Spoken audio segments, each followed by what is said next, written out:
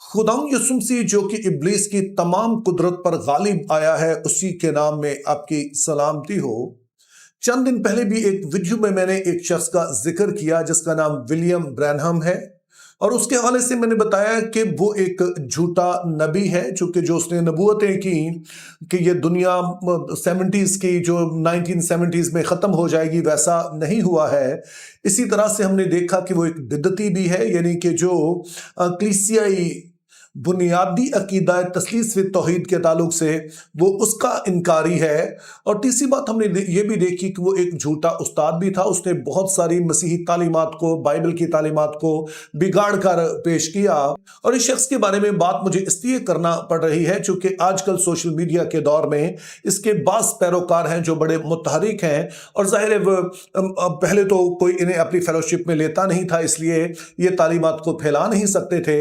लेकिन social media की वजह से ये बैरियर दूर हो गया है, तो इसलिए ये जरूरी है कि हम समझें कि हम किस शख्स की तालीम को सुन रहे हैं। तो ये वीडियो इसी सिलसिले की एक कड़ी है।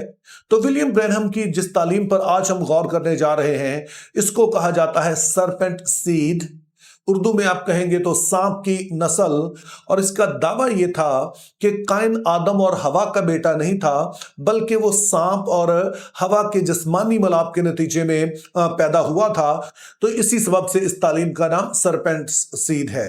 और वैसे तो जब आप इसके ऑडियो सरमन सुनते हैं तो पता चलता है कि इसने बहुत सारे हवाला जात कोट किए हैं, लेकिन चंद एक हैं जिस पर इनका खास फोकस रहा, और आज की वीडियो में हम उन्हीं हवाला जात का जायजा लेंगे। तो इसके लिए जो पहला हवाला यूज करता है वो पैदाइश 3 बाब 14 आयत है, जिसमें लिखा है, और खुदा ने सांप से कहा, इसलिए कि तूने ये किया, तू सब चौपायों और दश्ती जानवरों में मलाउन ठहरा, तू अपने पेट के बल चलेगा और अपनी उम्र भर खाक चाटेगा। अब ये आयत इसके लिए अहम इसलिए थी क्योंकि इसे साबित ये करना था कि सांप उस जमाने में इस काबिल था कि वो औरत के साथ इस तरह का कोई मिलाप कर सके। और इसका मानना था कि पहले जो सांप था इस तरह का नहीं होता था, बल्कि ये 2 पांव पर चलता था। और बाद में जब खुदा ने इसे सजा दी तो उसके बाद इसकी जो टांगे हैं वो खत्म होगी और ये पेट के बल चलने लगा। तो बाइबल मुकद्दस इस तरह की कोई तालीम नहीं देती है कि सांप पहले किसी और शक्ल का था, बाद में इस शक्ल का हो गया। क्योंकि जब आप नोट कीजिए कि जब आप हवा को देखते हैं, आदम को देखते हैं, उनको सजाएं सुनाई गई, तो उनका जो ऑलरेडी कुछ वो थे, जो कुछ उन्होंने करना था, उसमें हमें पता चला कि उसको दर्द को शामिल किया गया, ना कि उनकी शक्ल बदल गई या कुछ इस तरह का उनके साथ हो गया। हवा जिसने औलाद पैदा करनी ही थी, उसके बारे में कहा गया कि तू दर्द के साथ बच्चा जनेगी। इसी तरह से आदम जिसने जो घर का इंतजाम करना ही था, खाने पीने का, उससे कहा गया कि अब तुझे खून पसीना बहाना पड़ेगा। तो जब उनकी शक्लें तब्दील नहीं हुई तो सांप की भी जाहिर कोई शक्ल तब्दील नहीं हुई। लेकिन फिर पूछा जाए कि इसका फिर क्या मतलब बनता है कि तू पेट के बल चलेगा और तू उम्र भर जो है वो खाक चाटेगा। तो इस आयत का जो पहला हिस्सा है कि सांप की कोई और शक्ल थी, इसके बारे में तो हम कोई बात वसूख से नहीं कह सकते हैं। लेकिन दूसरी बात को हम देख सकते हैं कि खुदा ने सांप से जो कहा कि तू मिट्टी चाटेगा, तो क्या सांप वाकई मिट्टी चाटता है या खाक खाता है? क्या उसकी ग़िज़ा जो है ये मिट्टी है?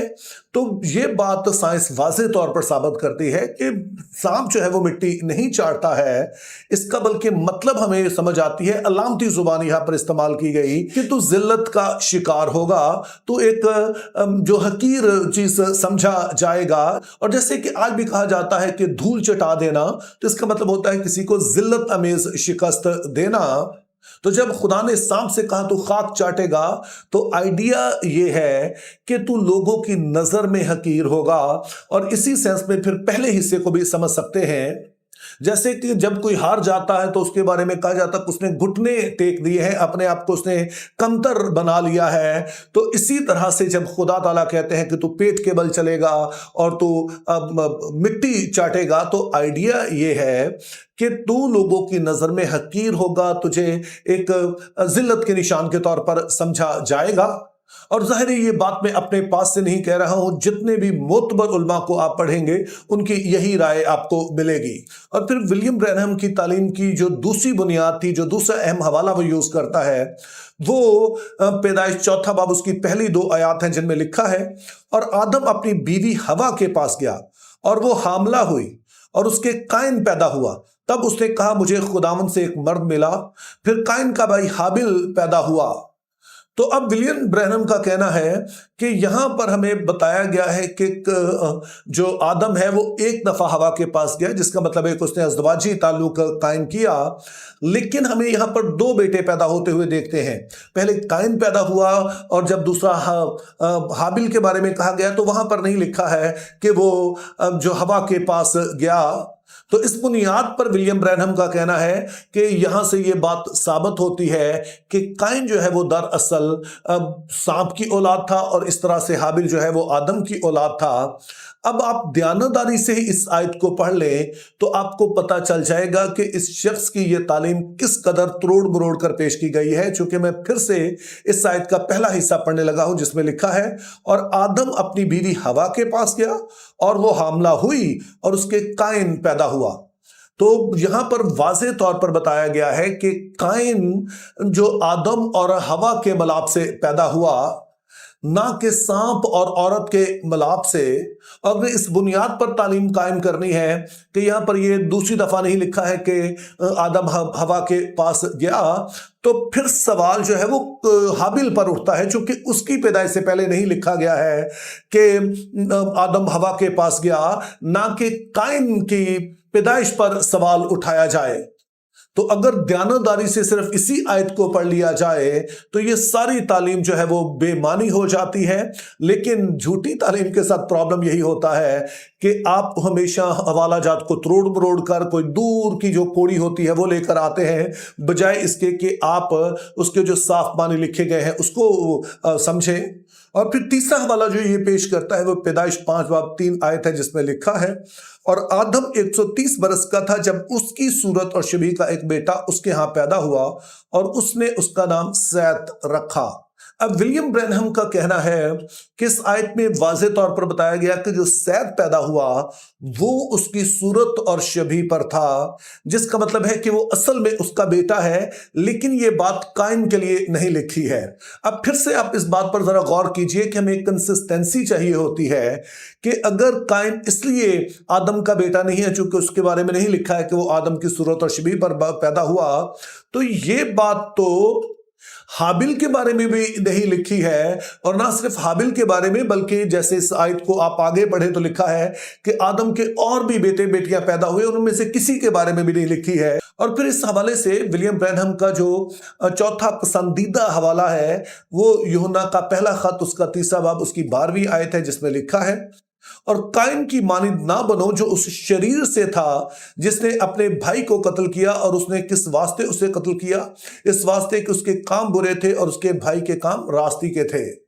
اب اس آیت کے حوالے سے ولیم برینہم کا کہنا ہے کہ یہاں پر واضح طور پر لکھا ہے کہ قائن شریر سے تھا، جس کا مطلب ہے کہ وہ شیطان سے پیدا ہوا ہے، یا پھر ہم کہیں گے کہ سانپ سے پیدا ہوا ہے۔ اور ولیم برینہم کے مطابق یہ آیت اس والی تعلیم کا یعنی کہ سرپنٹس سیڈ کا جو منہ بولتا ثبوت ہے۔ تاہم اسی والی آیت کا جائزہ جب آپ بائبل مقدس کا جو پورا مکاشفہ اس کی روشنی میں لیتے ہیں تو بات واضح ہو جاتی ہے کہ یہاں پر یوحنا رسول کیا کہہ رہے ہیں۔ مثال کے طور پر یوحنا اپنے انجیلی بیان کے 8ویں باب کی 47 آیت میں کہتا ہے جو خدا سے ہوتا ہے وہ خدا کی باتیں سنتا ہے، تم اس لیے نہیں سنتے کہ خدا سے نہیں ہو۔ اب اگر آپ اس پورے حوالے کو پیچھے پڑھیں تو یہاں پر بحث یہ چل رہی ہے کہ جو بنی اسرائیل ہے وہ دراصل کس کی اولاد ہے، چونکہ وہ تو اپنے آپ کو ابراہم کی اولاد کہتے ہیں۔ جسمانی طور پر یہ بات سچ ہے، لیکن یسوع مسیح کا کہنا ہے کہ جس طرح کی روح تم میں کام کرتی ہے تم اسی کے فرزند ہو، تم ابراہم کے نہ تو فرزند ہو نہ تم خدا کے فرزند ہو، بلکہ شیطان کے فرزند ہو، چونکہ اسی طرح کے تم کام کرتے ہو، اسی طرح کی روح تم میں کام کرتی ہے۔ اور خداوند یسوع کا مزید کہنا ہے جو کہ اس آیت میں ہم پڑھتے ہیں کہ اگر تم خدا سے ہوتے तो मेरी बातें सुनते हैं, जिसका मतलब है कि वो लोग जो कि मेरी बातें सुनते हैं या मेरी पैरवी करते हैं, वो दरअसल वो लोग हैं जो कि खुदा से पैदा हुए हैं। और हम जानते हैं कि यहाँ खुदा से पैदा होने का ये मतलब नहीं है खुदा न खास्ता कि खुदा ने किसी जिस्मानी अमल के नतीजे में हमें जन्म दिया है, बल्कि इसका मतलब रूहानी तौर पर है कि जिसकी आप पैरवी करते हैं, जिसके पीछे चलते हैं, आप उसी के बेटे ठहरते हैं। और ये बात बाइबल मुक़द्दस के दीगर मुसन्निफ़ीन भी कहते हैं। मिसाल के तौर पर पौलुस रोमियो 8 बाब उसकी 14 आयत में कहता है कि जो रूह की हदायत से चलते हैं वही खुदा के बेटे हैं।